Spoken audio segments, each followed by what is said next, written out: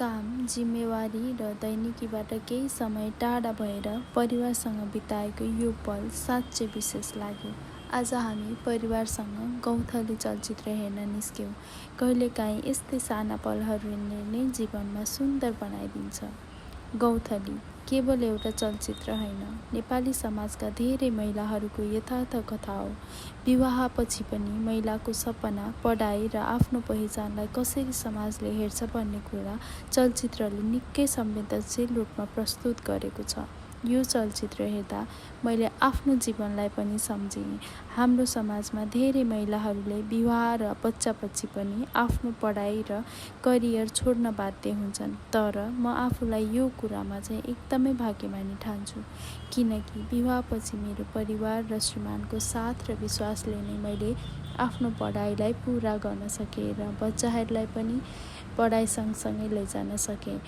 आज मैले हासिल गरेका उपलब्धिहरूमा र गर्न बाँकी उपलब्धिहरूमा मेरो परिवारको साथ सबैभन्दा ठुलो शक्ति बनेको छ।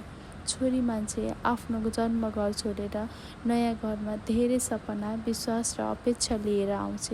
त्यसैले श्रीमानको कर्तव्य केवल आर्थिक जिम्मेवारी पुरा गर्नु मात्र होइन, श्रीमतीका भावना, इच्छा र सपनालाई बुझ्नु र उसको सम्मान गर्नु पनि आवश्यक छ, चाहे ऊ मानसिक रूपमा थाकेको हुन् वा शारीरिक रूपमा अशक्त नै किन नहोस्। एक अर्काप्रतिको साथ, माया र समझदारीले नै सम्बन्धको सबैभन्दा ठुलो बल हुन्छ। हरेक महिलाले आफ्नो सपना पुरा गर्ने अवसर पाउनुपर्छ। विवाह कुनै महिलाको अन्त्य होइन, नयाँ सुरुवात हुनुपर्छ।